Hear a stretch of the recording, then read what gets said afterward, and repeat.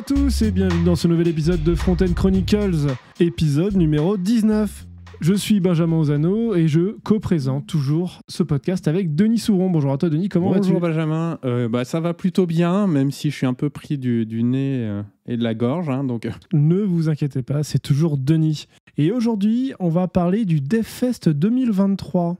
On va revenir sur quelques conférences qui nous ont plu, mais cette fois-ci, en fait, on va pas forcément revenir que sur des conférences front. Il y en avait quand même pas mal, mais plus sur des conférences qui valent aussi le détour. Et on découvre comme ça des nouvelles thématiques ou des nouvelles choses en fait qui nous aident aussi à mieux travailler, etc. Voilà. C'est quand même toujours bien de savoir quelques concepts cloud, quelques concepts UX, etc. Parce que en fait, mine de rien, ça va nous servir et à échanger avec nos interlocuteurs et aussi des fois à se débloquer tout seul, quoi. Donc on a à peu près, je crois si je compte bien, 6 conférences qu'on souhaite vous partager, en tout cas vous recommander, puisqu'on a pu assister à celle-ci. Et le reste, bien évidemment, on vous fera une toute petite sélection des confs qu'on n'a pas pu voir, mais qu'on regardera en replay, justement, puisque aujourd'hui, vous avez la possibilité de revoir toutes les conférences en replay. On vous mettra le lien, évidemment, dans les notes de l'émission. Mais avant toute chose, on va refaire un petit retour sur ce que c'est que le DevFest. Alors DevFest Nantes, ça fait plus de 10 ans en fait que cet événement est fait par une équipe de bénévoles, le GDG de Nantes. Cette année, ça s'est déroulé du 19 au 20 octobre 2023, donc sur un jeudi et un vendredi. Et le thème de cette année était le cinéma. J'ai d'ailleurs trouvé les stands beaucoup plus inspirés cette année. C'est ça. C'est qu'en fait, le thème en lui-même n'est pas forcément mieux ou moins bien, mais c'était peut-être plus facile aussi pour les entreprises de trouver plein d'animations, plein de décos. On a vu du Harry Potter, on a vu du Star Wars, on a vu plein de choses évidemment de la pop culture, mais on a vu aussi 2-3 autres thèmes. Je crois que j'ai vu du Sherlock Holmes ou des choses comme ça, donc des choses un peu plus de niche. Et je trouvais ça vraiment sympa parce que ça donnait une touche vraiment sexy en fait au stand. Le jeu un peu qu'on retrouvait sur un stand sur 3, c'était aussi les quiz sur Kahoot. Et il y a des stands qui ont été un peu plus loin. On a pu faire un escape game avec Denis, justement, sur le thème d'Harry Potter, qui était sympa. Au moins, il y a eu de la réflexion, il y a eu du travail, il y a eu du storytelling, donc c'était assez sympa. En tout cas, c'est bon. Ah oui, on a joué. On a joué. Alors, on a un peu gagné, mais pas des gros lots, mais c'était quand même cool.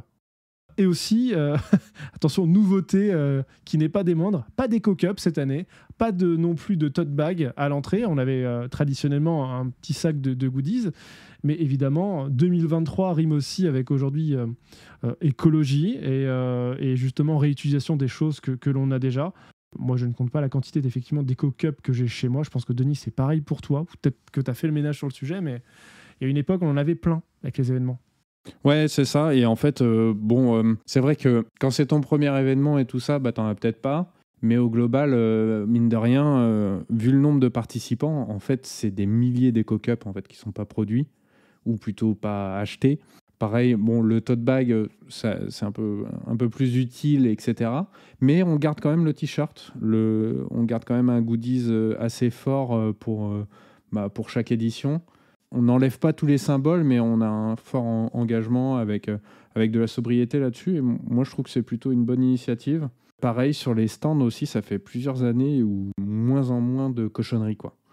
Et du coup, le lieu de ce DevFest, c'est toujours la Cité des Congrès. On a quasiment, je crois, on a rempli toutes les salles avec les talks cette année. 3500 participants, 71 conférences, avec 4 tracks en parallèle. Donc, vous comprendrez bien que c'est compliqué aussi de tout faire. Et si on ajoute à ça les workshops, les coding labs, c'est aussi vite 2 heures en fait, de monopoliser sur 2 confs, finalement, potentiels qu'on aurait pu voir. Ouais, donc c'est pour ça, nous, on n'a pas fait de workshop. On en fait très rarement.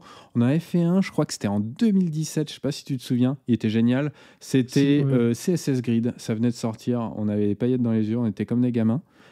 C'était vraiment trop cool. Mais ouais, je voulais revenir, la Cité des Congrès, de toute façon, le lieu à chaque fois, il est top, pas mal de salles. On sait aussi que ça permet, avec les différentes tailles de salles, d'avoir des audiences différentes. Voilà, les très gros speakers ou les sujets vraiment qui vont ramener la foule. Là, on a 2 grandes salles avec le grand auditorium et puis... t'as la salle Titan. La salle Titan et la salle Jules Verne. Alors après, c'est ce qui est donné sur le plan du DevFest. Je ne sais pas si dans la Cité des Congrès, ça s'appelle pareil. C'est un autre nom, je crois, ouais. On peut remarquer, ceci dit, que des fois, il y a quelques petits sujets qui finalement ramènent quand même pas mal de monde. Et on a les petites salles qui des fois finissent un peu pleines. J'ai pas trop vécu cette édition parce que moi j'ai fait beaucoup les 2 grandes salles. Mais je me souviens que les autres années, des fois, on finissait un peu coincé.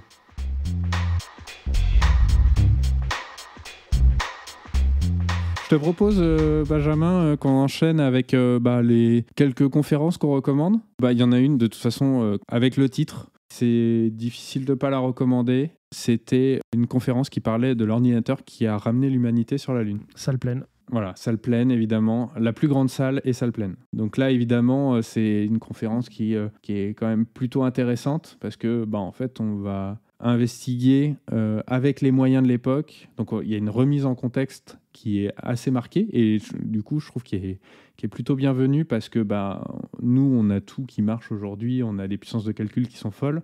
En 1969, c'était pas forcément le cas.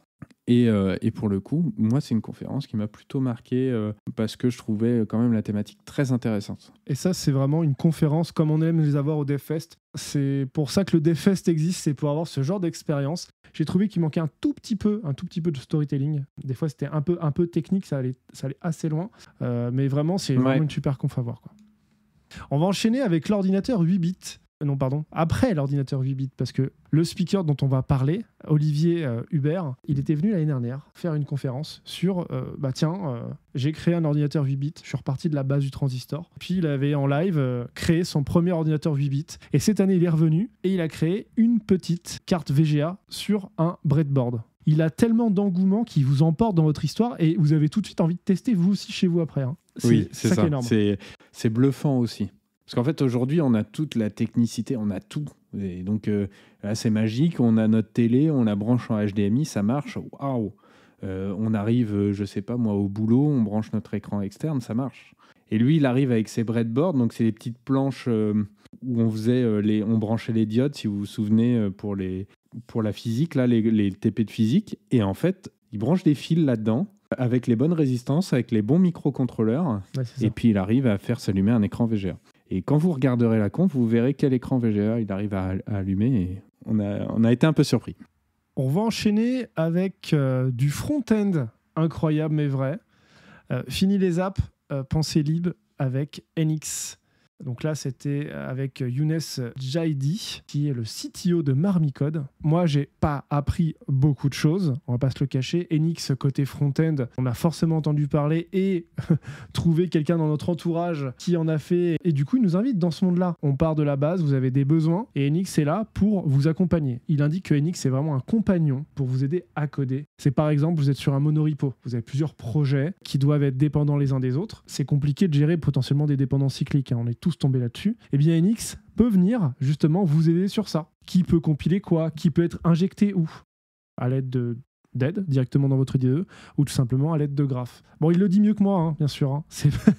Là, je paraphrase un peu le pitch, mais c'est ça, c'est que pourquoi NX, c'est intéressant pour votre projet dès demain, sans qu'il y ait beaucoup de modifications dans votre projet. La première marche, elle est pas grosse, parce que derrière, en fait, c'est pour faire ce qu'on appelle une adoption progressive de l'outil. Vous prenez ce dont vous avez besoin. Ouais, c'est ça, puis... Voilà. Je crois que Denis, tu n'as pas été la voir. J'ai été la voir celle-là. Et en fait, en plus, tu disais pour le front-end, mais non seulement c'est pas que le front, mais en plus, c'est pas que le JS. Donc au début, NX a commencé fortement inspiré par Angular, voire même Angular CLI.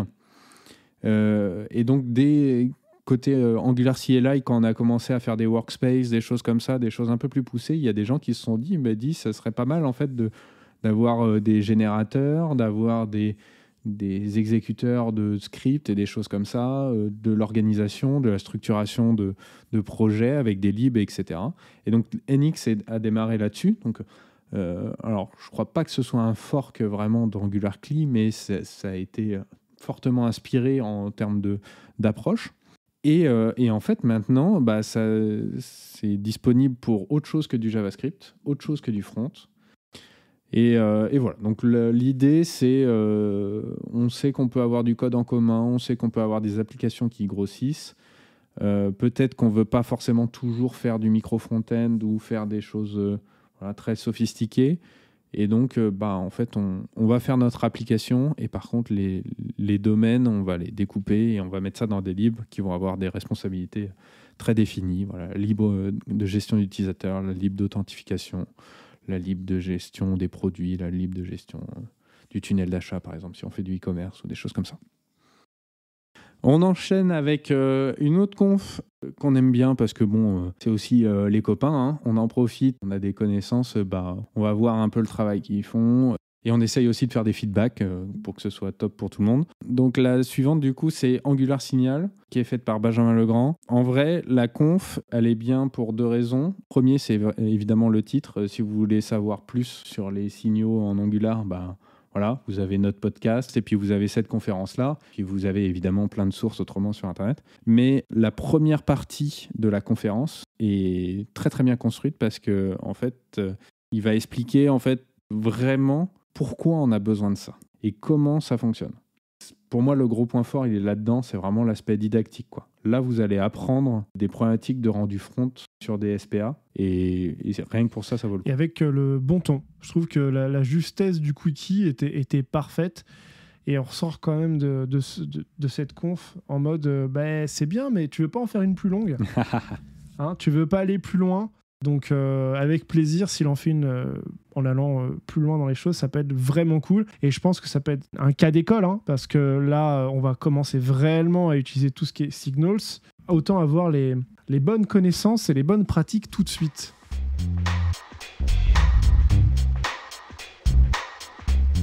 Je te laisse nous parler un peu de compression web. Oui. Alors, je vais aller rapide sur celle-ci parce que, en fait, vous connaissez tous les fichiers zip. Voilà, ils feront la blague pendant la conférence. Donc, on voit en fait que nos navigateurs aujourd'hui, dès que vous faites un call HTTP, le navigateur compresse et décompresse des choses sans que nous, on ait besoin de faire quoi que ce soit. Et en fait, c'est pas magique. C'est comme si on passait notre temps, comme ils le disent, à plier nos t-shirts et à les déplier.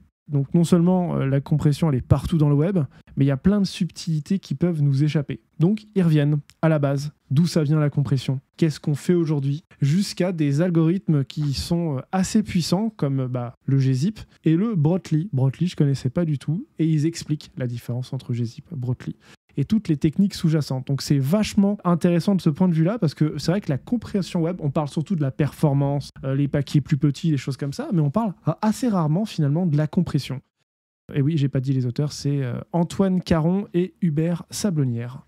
Voilà. Voilà, Hubert que personnellement j'avais vu l'année dernière sur la conf de cache HTTP. Le speaker, en fait, il explique, il fait vraiment le tour du sujet. Bon, là, ils étaient 2, mais ils font le tour du sujet. Donc, vous avez une partie un peu historique, vous avez une partie plutôt technique, vous avez une partie plutôt d'exemple, une partie... voilà. Vous avez un peu de tout, en fait. Vous avez de la théorie, de la pratique, de l'histoire, les opportunités, qu'est-ce qu'on peut prévoir pour la suite, etc. Et pour le coup, encore une conf où on sort de là et on a appris plein de trucs. Et comme tu le disais, hein, moi, c'est ce qu'on attend, en fait, du DevFest, c'est... On va voir des conférences et on a appris des trucs. Et pour finir, un peu de WebAssembly. Alors WebAssembly, je ne sais pas si vous connaissez, c'est une manière en fait de générer des applications qui vont tourner sur un navigateur, une base de navigateur, et en fait ça va être une espèce de code natif. Bon, j'essaye de vulgariser, mais en fait c'est parce que c'est pas aussi simple que ça. Mais ça va vous permettre d'avoir du code, des exécutions plus proches de l'exécution native sur un navigateur. Et grosso modo, tout ce qui est jeux vidéo aujourd'hui sur navigateur, c'est quasiment tous du WebAssembly.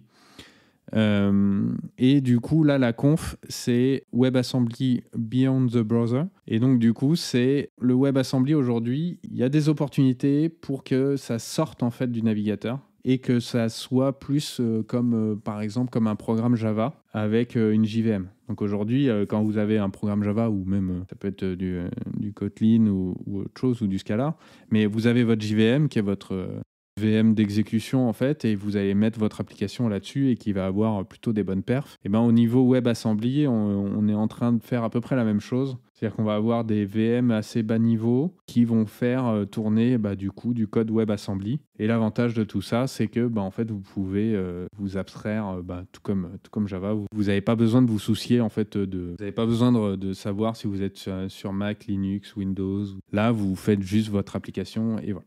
Donc ça vous permet un peu de voir un peu qu'est-ce qui se passe à côté du WebAssembly.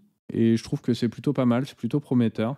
J'ai également été la voir. Moi, de mon côté, du coup, c'est vrai que on est très vite, assez technique dans la conf, et je dirais même assez technique au level, c'est-à-dire que si déjà vous savez pas ce que c'est que le WebAssembly, vous risquez d'être perdu assez rapidement, même si vous comprenez où est-ce qu'on va, vous aurez peut-être pas toutes les clés pour comprendre pourquoi on y va et pourquoi c'est intéressant.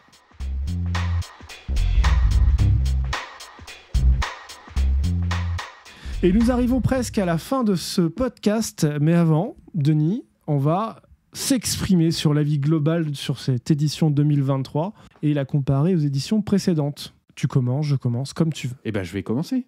En fait, comme d'hab, l'orga, elle est folle. Il y a des thématiques très très fortes qui sont gérées et qui ne vont pas forcément de soi. On va parler en introduction de l'écologie. Il faut aussi parler de l'inclusivité, des endroits safe dans l'événement. Ça devrait presque être la norme, mais c'est le temps que les mœurs évoluent et tout ça aussi. Les confs, en vrai, il y avait pas mal de choix, pas mal de thèmes différents. J'avais peur au début de ne pas avoir beaucoup de fronts, mais il y a 2-3 choses qui ont bougé au niveau de la programmation, et au final, il y en avait quand même un peu. Et après, sinon, non, toujours le même plaisir de retrouver les gens qu'on connaît, voilà, donc ceux qui nous écoutent, par exemple, tout ça, donc ça a été toujours un vrai plaisir. Et pour toi ? Pareil, un plaisir partagé. Cette édition 2023, toujours cool de se dire qu'on va au DevFest pendant 2 jours. Faut aussi préciser que c'était un peu les Hunger Games, plus que les autres années. C'était compliqué, il y avait beaucoup de déçus. Beaucoup de problèmes entre guillemets de commandes sur la première vague. Quand je dis problème de commande, c'est qu'en fait souvent les entreprises se mettent à plusieurs et commandent par pack de 5, de 6, de 10, ce qui du coup est compliqué dans un panier où au bout d'une minute tout est vendu. Bien sûr, ceux qui vont au Hellfest savent déjà la douleur que c'est de commander. Et du coup, la deuxième vague, c'était assez marrant puisque je crois qu'elle était à 23h. C'était plus que 2 places plutôt que 5. Mais effectivement, difficile de contenter tout le monde. Alors, il y en a qui ont proposé des modes de loterie. Je pense qu'il n'y a pas de système idéal pour le sujet, à part le fait d'agrandir le DevFest et d'agrandir le nombre de personnes. Et malheureusement, on est contraint aujourd'hui par la Cité des Congrès. Puis là, au niveau de la sécurité, déjà, on avait 3500 personnes sur ces 2 jours. Je voulais revenir aussi sur le côté écologie. C'est très bien, ce qui est goodies et tout. C'est vrai que plus jeune, entre guillemets, moi j'aimais bien récupérer plein de goodies, des boîtes et tout. Puis quand tu vieillis, tu te dis qu'en fait, c'est pas très utile, l'empreinte carbone que tu as d'avoir 50 éco-cups alors que tu vis en couple. Donc du coup, tu te dis que c'est pas plus mal que cette année, on se calme un peu sur les goodies. Mais du coup, là, je vais avoir un avis un peu salé. C'est que forcément, du coup, ça fait moins d'argent investi, puisque pas d'éco-cup, pas de tote bag. Et il y a un point de douleur, moi je trouve, chaque année au DevFest, c'est la nourriture. En fait, c'est surtout la nourriture des midis, pas la soirée qui est plutôt cool niveau bouffe. Mais surtout le midi, en fait. Cette année, j'ai vu qu'il y avait un effort, qu'on montrait un petit peu les allergènes et la composition des plats. Mais c'était pas partout. Et je trouve globalement que la nourriture proposée est pas folle. Ouais, c'est très sophistiqué, ouais. Et ainsi de suite. Alors, je comprends que c'est compliqué d'organiser tout ça, mais c'est vrai que je me suis dit, si on gagne un peu d'argent sur l'éco-cup et les tote bags, peut-être qu'on peut améliorer aussi la bouffe le midi. À côté de ça, le DevFest, c'est vraiment super cool d'y aller. Les confs, c'est béton. Cette année, j'ai pas eu de déception particulière sur les attentes. Les stands, c'était super cool. Les boîtes ont bien joué le jeu. Une super ambiance. Donc, moi, vraiment très content et vivement 2024, du coup. Et ouais, c'est vrai que j'ai pas trop parlé de la nourriture du midi, mais en fait, moi, c'est plus le manque d'étiquettes, en fait. Juste des petites étiquettes pratiques, parce que suivant les différents régimes alimentaires, les allergies, etc. Bien sûr. Moi, par exemple, j'ai des allergies. En fait, je suis obligé de faire attention à chaque chose que je vais prendre. Mais quand il y a 10-15 ingrédients différents, en fait, les risques qu'il y ait un ingrédient dangereux pour moi en fait, augmentent, etc. Et donc, je suis en vigilance constante et je peux même pas apprécier le moment. Et donc, voilà. C'est juste ça. Je pense que là-dessus, on pourrait améliorer grandement, en tout cas, l'information en fait, qu'il y a sur les plats.